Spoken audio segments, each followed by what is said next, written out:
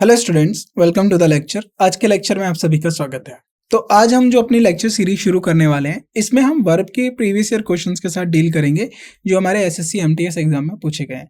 और साथ ही में हम कुछ और एडिशनल क्वेश्चंस भी पढ़ेंगे जो जिससे हमें क्या हो, हमें कॉन्सेप्ट क्लियरिटी हो और साथ ही में हमें थोड़ा इस बात पे भी और प्रैक्टिस हो जाए कि वर्ब के किस तरीके से क्वेश्चंस और डोमेन में पूछे जा सकते हैं जो एसएससी एमटीएस में आगे का स्कोप है। यानी अब क्या होता है, एसएससी एमटीएस आपको पता है, इस एसएससी में हमारे और भी एग्जाम्स होते हैं। फॉर एग्जांपल सीजीएल हो गया, सीपीओ हो गया, जीडी के एग्जाम हो गया हमारा एसएससी का, और इसके बाद सीएचएसएल हो गया। तो यहाँ पर भी इंग्लिश आती है, आपको पता है अच्छी खासी इंग्लिश आती है। तो कुछ क्वेश्चंस एमटीएस में देखा जाता है कि इनके प्रीवियस ईयर के भी रख लेते हैं। तो हमें अपने एमटीएस से एक लेवल ऊपर रख के तैयारी करना है जिससे हमारा जो एग्जाम है वो निकल जाए। अब प्रीवियस ईयर क्वेश्चंस क्यों जरूरी होते हैं? पहला क्वेश्चन तो यही आता है जिससे हमें पता रहे कि एग्जाम में किस तरीके से क्वेश्चन किस टॉपिक पे पूछे गए हैं और क्या संभावनाएं हैं कि ऐसे क्वेश्चंस पूछे जाएंगे। अगर एक ट्रेंड है जो चलता आ रहा है तो उसके ऊपर हाईली प्रिडिक्टेबल होता है, ये अनुमान लगा लिया जाता है कि आगे भी इस तरीके से क्वेश्चंस पूछे जाएंगे। और रही बात ग्रामर की, तो वर्ब का तो कॉन्सेप्ट तो सेम है जो आपने पहले पढ़ा, जो पिछले एग्जामों में पूछा गया वो भी वर्ब सेम ही थी जो इस बार भी पूछी जा रही या आगे पूछी जाएगी, राइट। तो वर्ब तो सेम है, उसके साथ जो रूल्स पढ़े वो भी सेम है और वो किस तरीके से किसी सेंटेंस में काम करता है वो भी सेम है। तो क्वेश्चंस का भी ऑर्डर मोर और लेस सब सेम ही रहता है, इस बात पे हमें ध्यान देना है। अब वर्ब के क्वेश्चन शुरू करने से पहले अब मैं आपको कुछ वर्ब के बारे में बता देता हूँ। वर्ब क्या होता है? वर्ब एक हमारे ऐसे वर्ड्स होते हैं जो एक्शन को रिप्रेजेंट करते हैं। यानी वर्ब किसको रिप्रेजेंट करते हैं? एक्शन को रिप्रेजेंट करते हैं, राइट। अब एक और चीज समझिए, एक्शन कौन करता है? एक्शन हमारा सब्जेक्ट करता है। कौन करता है? एक्शन हमारा सब्जेक्ट करता है। अब जो सब्जेक्ट हमारा एक्शन करेगा उसी एक्शन को लिखने के लिए जो वर्ड हमें चाहिए वो हमें वर्ब देते हैं। अब वर्ब की दो कैटेगरीज होती है, एक होती है ट्रांजिटिव वर्ब और एक होता है इनट्रांजिटिव वर्ब। ट्रांजिटिव वर्ब वो जिनके ऑब्जेक्ट होते हैं, राइट, और इनट्रांजिटिव वर्ब वो जिनके ऑब्जेक्ट नहीं होते हैं। याद रखिएगा, जिनके ऑब्जेक्ट नहीं होते हैं, इनट्रांजिटिव वर्ब्स के ऑब्जेक्ट नहीं होते हैं, राइट। और ट्रांजिटिव में भी दो वर्ब, एक मोनोट्रांजिटिव और एक डाई ट्रांजिटिव। डाई ट्रांजिटिव के दो ऑब्जेक्ट, एक डायरेक्ट ऑब्जेक्ट और एक इनडायरेक्ट ऑब्जेक्ट, जिसको मैं आईओ लिख सकता हूँ, इनडायरेक्ट ऑब्जेक्ट। और मोनो ट्रांजिटिव का एक ही ऑब्जेक्ट आता है, एक ही है तो उसको हम डायरेक्ट ऑब्जेक्ट ही बोल देंगे, राइट। तो इस तरीके से वर्ब की एक कैटेगरी हो गई। वर्ब के फॉर्म भी होते हैं, first form, second form, past participle of verb, present participle of verb.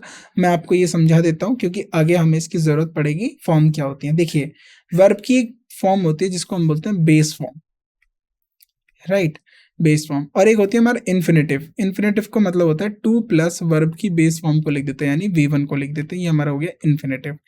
एक होता है हमारा present participle, right, present participle. इसमें क्या होता है? वर्ब प्लस आईएनजी, वर्ब के साथ आईएनजी फॉर्म होगा। एक होगा पास्ट पार्टिसिपल। पास्ट पार्टिसिपल जो होता है वो वर्ब की थर्ड फॉर्म होती है, और एक पास्ट के लिए जो हम वर्ब यूज करते हैं वो होता है हमारा वर्ब की टू फॉर्म। तो बेस फॉर्म हो गया वन, V1 हम ज्यादातर प्रेजेंट सिचुएशंस के लिए यूज करते हैं। इस तरीके से आप समझ गए। अब कुछ हेल्पिंग वर्ब होती हैं, ये आप समझ लीजिए, और कुछ मोडाल्स होते हैं, कैन, कुड, वुड, शुड, ये सब हमारे मोडाल हो गए। हेल्पिंग वर्ब में क्या हो गया हमारा? Is, am, are, was, were, be, being, ये हमारे जो वर्ब होती हैं ये हमारी टू बी फॉर्म होती हैं, यानी to be form of verb हमारी ये सब होती हैं। ये हमारी हेल्पिंग वर्ब का काम तब करेंगी जब इनके साथ कोई ना कोई एक मेन वर्ब हो। यहाँ तक आपने समझा। और बाकी का आपको क्या करना है, जो हमने वर्ब का चैप्टर कवर किया है आपको उसके कॉन्सेप्ट जाने, उसको चैप्टर को दोबारा रिवाइज करना है और सीखना है कि उसमें हमने क्या क्या वर्ब के बारे में पढ़ा, और जो प्रैक्टिस क्वेश्चंस किए उनको भी करना है। उसके बाद आप प्रीवियस ईयर क्वेश्चंस करेंगे तो आपको ज़्यादा बेनिफिशियल होगा, क्योंकि तब आपके दिमाग में फ्रेशली याद रहेगा कि आपने क्या पढ़ा है और किस तरीके से क्वेश्चंस यहाँ पर यूज होने वाले हैं। तो अब हम शुरुआत करते हैं अपने फर्स्ट क्वेश्चन से। Such disparencies can be founded in the work culture of other countries. अब एक वर्ड दे दिया, कैन बी फाउंडेड। अब इसके बाद हमारे पास चार ऑप्शन हो गए, could have been founded, can be found, could be founded, और नो इम्प्रूवमेंट, तो कैन बी फाउंड होता है, राइट। अब कैन बी फाउंडेड नहीं होता है, जो सही फॉर्म होगी यहाँ पर होगी can be found. Such disparencies can be found in the work culture of the countries, तो B is the right answer. Now question number 2, His speech was broadcasted over the radio last Thursday, तो यानी his speech किसके बारे में हो रही है, उसकी स्पीच के बारे में जो ब्रॉडकास्टेड की गई थी। अगर ब्रॉडकास्ट का मतलब पहले आप समझ लीजिए क्या होता है। ब्रॉडकास्ट का मतलब होता है टेलीविजन या रेडियो जो होता है उसके ऊपर आपका कोई स्पीच आ रहा है, कोई नाट्य आ रहा है, या फिर कोई नाट्य का मतलब कोई शो आ रहा है आपका। तो इस तरीके की चीज़ें जब आप आती हैं तो उसको हम बोलते हैं ब्रॉडकास्ट, यानी एक पूरा का पूरा वो जनता के सामने प्रेजेंट हो रहा है।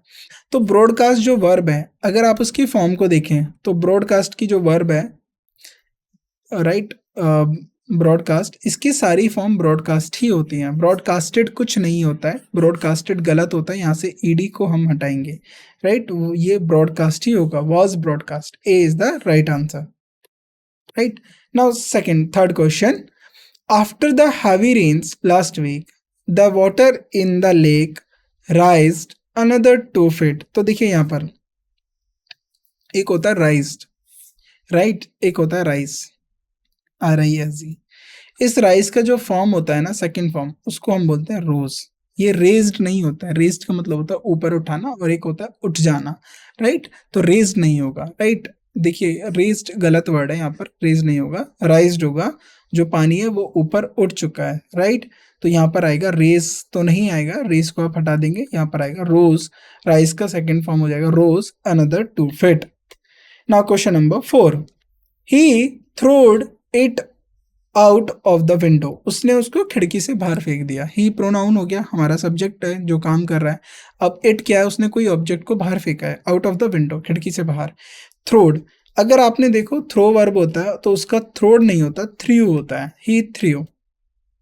तो यहां पर इसको करेक्ट करेंगे, he threw, right, he threw, A is the right answer. Now question number 5, the inflation rate, अब इन्फ्लेशन रेट क्या है, राइज टू 10% लास्ट मंथ, तो इन्फ्लेशन रेट क्या कर गया, 10%। इन्फ्लेशन का मतलब होता है महंगाई, जो महंगाई का दर है वो 10% बढ़ गया पिछले महीने। तो राइज, देखिए लास्ट मंथ पास्ट की बात हो रही है, तो राइज नहीं आएगा, रेज नहीं आएगा, यहाँ पर राइज का सेकेंड फॉर्म रोज, राइट, तो रोज आएगा, रेज नहीं होगा, राइज का सेकेंड फॉर्म यूज होगा rose, right. Now question number 6, the dog bite him, तो डॉग ने उसको खा लिया, the dog bite him.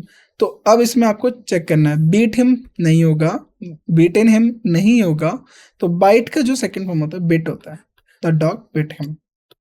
Now he lay on the grass enjoying sunshine, तो वो क्या कर रहा है, वो ग्रास के ऊपर आराम से पड़ा हुआ है, यानी लाई मतलब लेटा हुआ है, ले on the grass enjoying the sunshine, और सनशाइन यानी सूरज को एंजॉय कर रहा है। अगर आप इस क्वेश्चन को देखें तो यहाँ पर जो ले है आराम से ये पड़े होने के लिए बोला गया, और ये V2 फॉर्म में यूज हुआ है, तो ये बिल्कुल ठीक है, इस पे कोई भी प्रॉब्लम नहीं है, नो इम्प्रूवमेंट, ये बिल्कुल ठीक है। Now question number 8, some passengers were flown to Paris on the last trip, तो कुछ पैसेंजर हैं वर फ्लोन यानी ले जाए, और देखिए वर फ्लोन टू पेरिस का मतलब क्या है, ये किसी न किसी माध्यम के द्वारा ही पेरिस ले गए होंगे लास्ट ट्रिप पे। तो अब इसको आप देखो, फ्लूड फ्लाइड फ्लू नहीं होगा, नो इम्प्रूवमेंट, ये बिल्कुल ठीक है, right. The river has overflown its bank, no error. अब आपके पास अब जो क्वेश्चंस आएंगे ना, अब उसमें से आपको एरर फाइंड करनी है, ABCD किस पार्ट में एरर है, और एरर फाइंड करने के बाद आपको बताना है कि कहाँ एरर है। The river has overflown its bank, तो जो इसमें बात की गई है ना, जो नदियां हैं वो अपने बैंक मतलब जो किनारे होते हैं नदियां से, उनसे ऊपर उठ के बह रही थी, यानी राइट। तो ये पास्ट की बात है, हैज ओवरफ्लोन, तो हैज के साथ जो आता है ना वर्ब की थर्ड फॉर्म होती है, ओवरफ्लोन नहीं होगा, ओवरफ्लोड होगा, ओवरफ्लो, राइट, इसको ठीक करेंगे आप, ओवरफ्लोड होगा।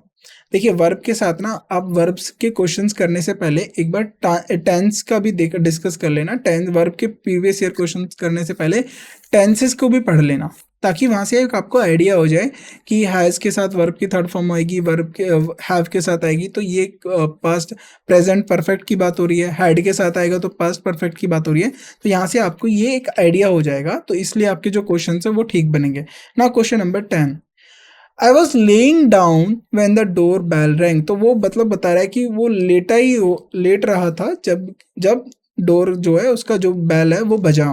तो लेइंग होता है, लेइंग नहीं होता है, इसको मतलब होता है लाइंग डाउन, LYNG। लेइंग नहीं होगा, right word is lying down, right. तो बी पार्ट में एरर, इसको ठीक कर देंगे।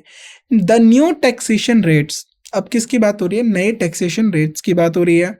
अनाउंस्ड बाय द गवर्नमेंट, तो गवर्नमेंट ने क्या अनाउंस करा? नए टैक्सेशन रेट्स अनाउंस करे गए, are bound to effect the export sector. अब जरा यहाँ ध्यान से देखिए, द न्यू टैक्सेशन रेट्स, तो इसमें तो कोई वर्ब नहीं है, तो पहली बात तो ये हमारा वैसे भी ठीक है।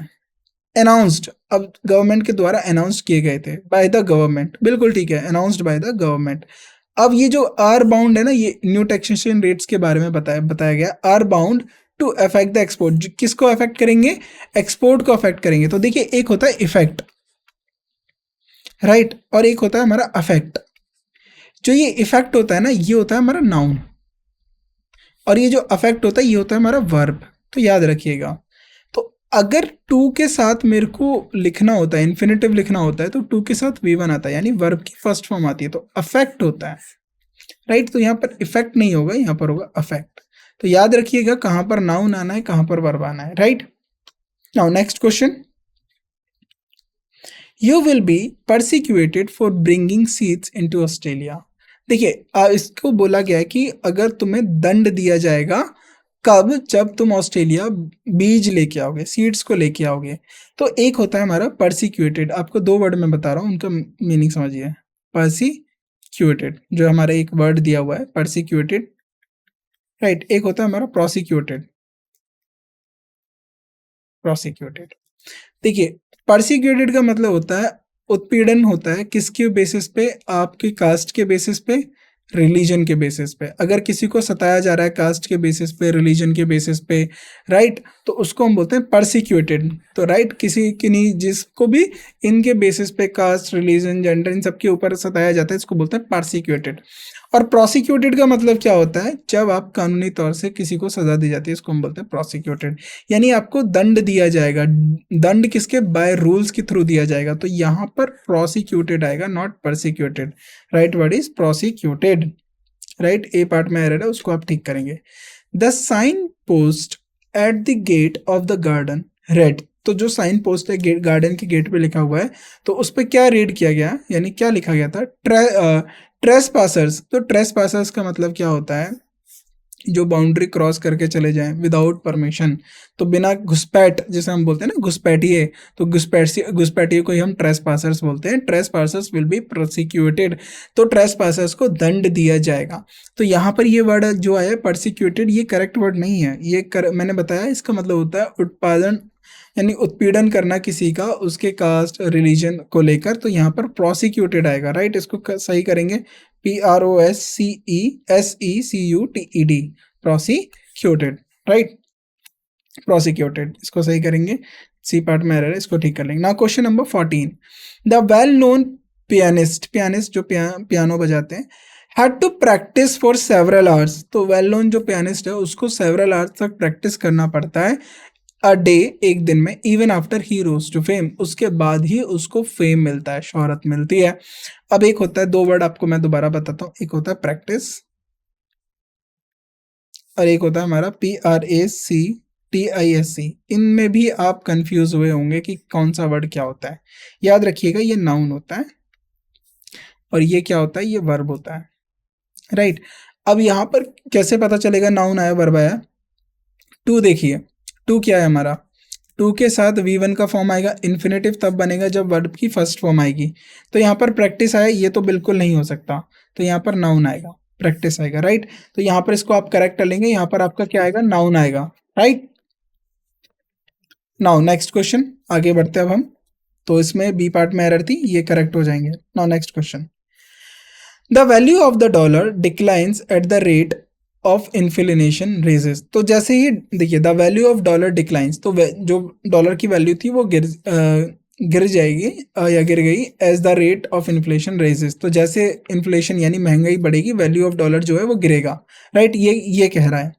अब इसमें एरर बतानी है, द वैल्यू ऑफ डॉलर, ये बिल्कुल ठीक है, डिक्लाइंस ठीक है, डिक्लाइंस की क्यों, क्योंकि द वैल्यू की बात करी गई है, declines as the rate of inflation rises.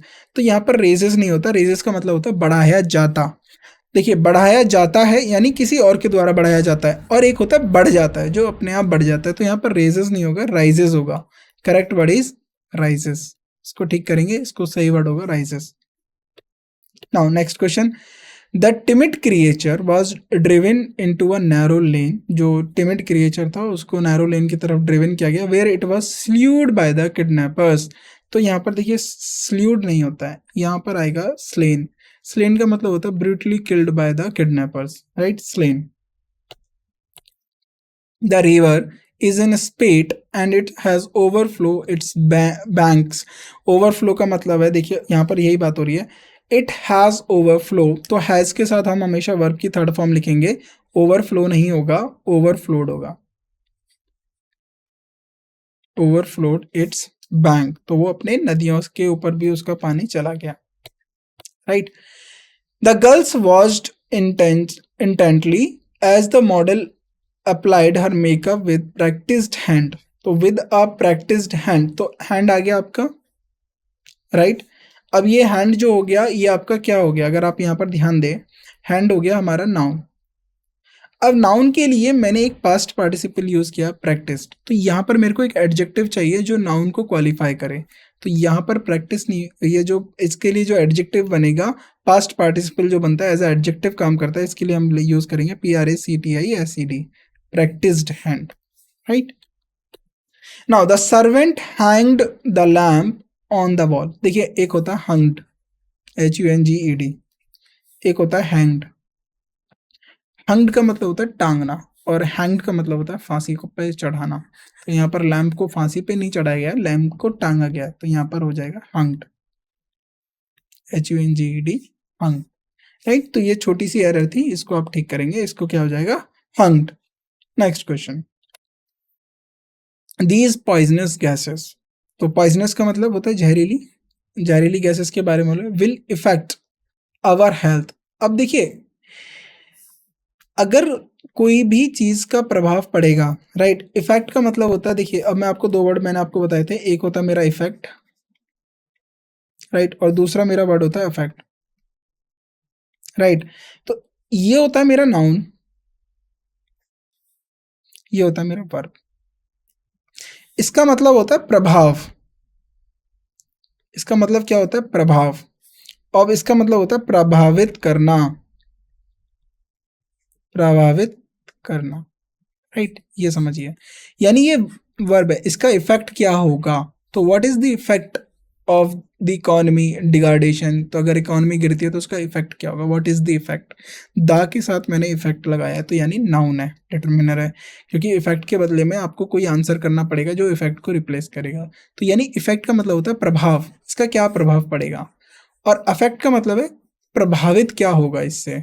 तो यानी यहाँ पर एज अ वर्ब एक्शन की बात हो रही है, तो यहाँ पर इफेक्ट नहीं आएगा, यहाँ पर अफेक्ट आएगा, राइट। इन सब चीज़ों को आप ध्यान में रखेंगे, ये बहुत छोटी छोटी चीज़ें होती हैं, और यही आपको क्वेश्चन में सही और गलत में का जो मार्जिन है उसको सेट करती है।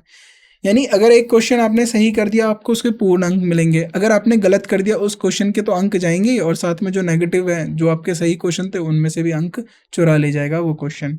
तो आपको गलत नहीं करना है, राइट, आपको सही करना है और समझ के करना है। तो कहाँ इफेक्ट आएगा कहाँ अफेक्ट आएगा ये याद रखिए, कहाँ प्रोसिक्यूटेड आएगा कहाँ परसिक्यूटेड आएगा, दोनों में अंतर है, तो दोनों के अंतर को समझना है और उनको ठीक करना है, राइट। नेक्स्ट क्वेश्चन, तो बी पार्ट में एरर थी वो हमने ठीक कर ली। 21, my mother hanged my clothes. तो आप ये बताइए क्या मदर उसकी मदर ने उसके कपड़ों को फांसी पे चढ़ा दिया, नहीं। तो ये छोटी छोटी एरर है, ये एग्जाम में पूछी गई है। बताइए अगर आप एग्जामिनर आपसे इतना बेसिक क्वेश्चन पूछ रहा है तो आपको ये गलत नहीं करना है, राइट। अगर आपने इसमें नो एरर बोल दिया तो गड़बड़ है, आपको फिर हंग्ड और हैंग्ड में मीनिंग नहीं पता। तो याद रखिएगा, हैंग्ड का मतलब होता है फांसी पे चढ़ाना, और हंग्ड का मतलब होता है किसी चीज़ को टांगना। तो उसने उसकी मदर ने क्या करे, उसके कपड़े टांग दिए, सुखा दिए, कहीं भी किए, तो ये हैंग्ड तो नहीं होगा, यानी हंग्ड, HUNGED, राइट। तो इसको आप ठीक करेंगे। नाउ बी पार्ट में एरर थी वो हमने ठीक कर दी, क्या एरर थी वो आपको बता दिया। 22, after my son had searched for an hour, right. He realise, तो 1 घंटे के सर्च के बाद उसको क्या रियलाइज हुआ, that his pen had been laying on the table. 1 घंटे तक उसने सर्च करा, तब उसको पता चला कि उसका जो पेन है वो टेबल पे पड़ा हुआ है। तो लाइंग नहीं होता है, लेइंग और लाइंग में अंतर है। तो यहाँ पर जब कोई चीज वस्तु रखी रहती है या पड़ी रहती है तो यानी lying on the table, he had the pen had been lying on the table. तो जब से पेन कहाँ पर रखा हुआ है, टेबल पे रखा हुआ है, और उसको ये सोचने में कितना लग गया, 1 घंटा का सर्च।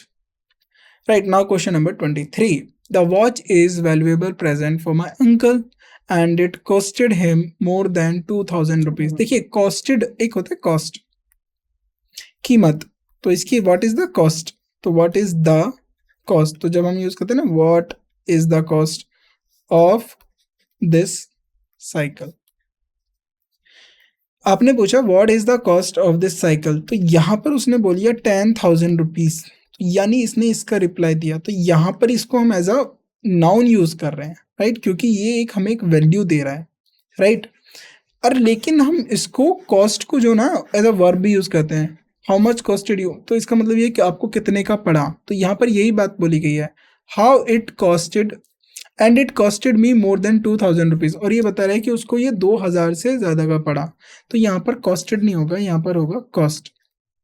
इट कॉस्ट मी, ये मुझे पड़ा कितना, इट कॉस्ट हिम, ये इट कॉस्ट हिम, ये उसको 2000 से ज्यादा का पड़ा, तो कॉस्ट हिम आएगा, बी पार्ट में एरर थी, उसको आप ठीक करेंगे। Now question number 24।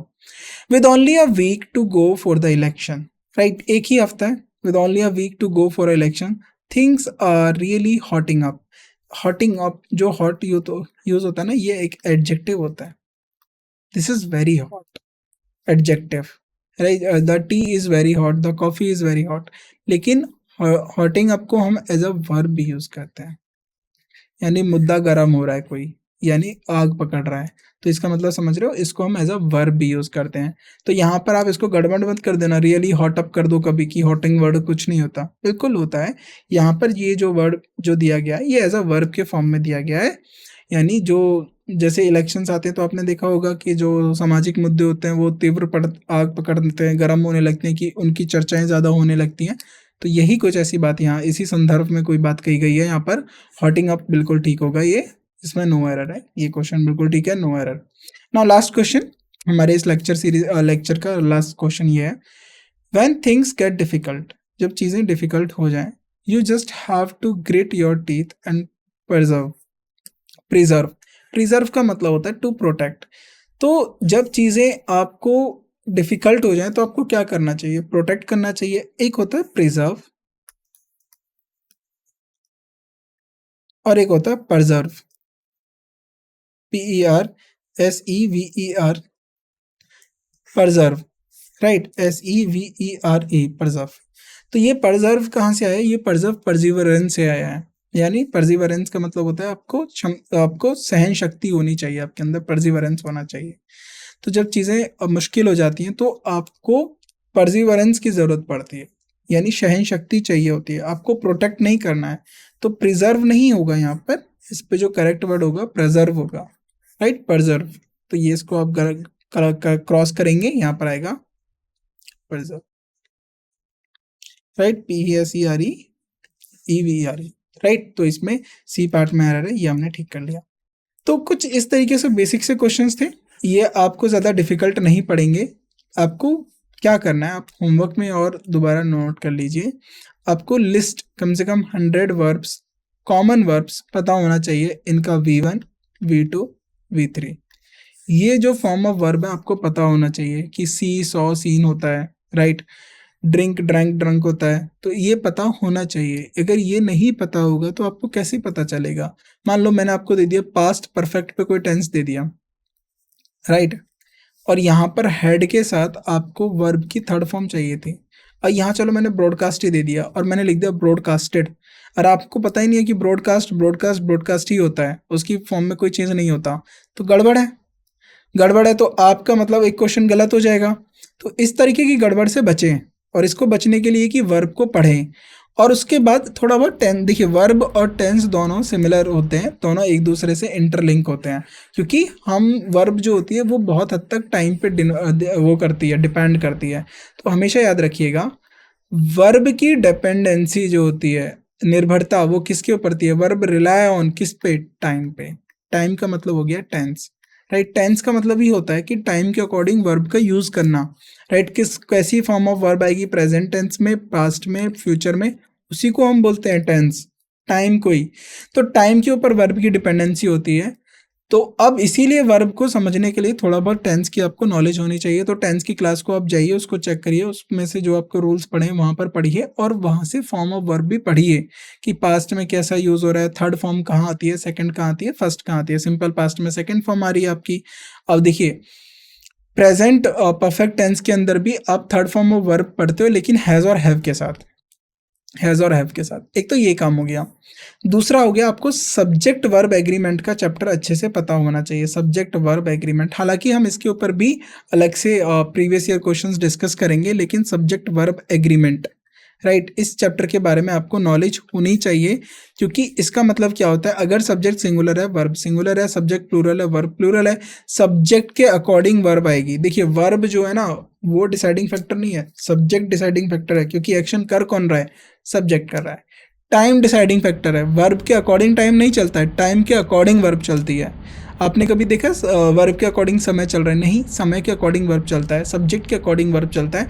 तो ये चीज़ें बेसिक्स हैं, इनको आपको पता होना चाहिए कि अगर सिंगुलर वर्ब है, प्लूरल वर्ब है, किस तरीके की वर्ब है, कहाँ पर किस सब्जेक्ट के साथ कैसी वर्ब आ रही है।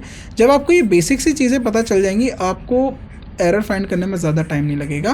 बाकी जो क्वेश्चन हैं वो हम अपनी नेक्स्ट क्लास में भी डिस्कस करेंगे, और इसके ऊपर थोड़े और ज़्यादा क्वेश्चंस प्रैक्टिस करेंगे, क्योंकि वर्ब काफ़ी चैलेंजिंग लगता है स्टूडेंट्स को। तो बाकी की जो क्वेश्चन है हम नेक्स्ट क्लास में करते हैं। Thank you for this class. Thank you.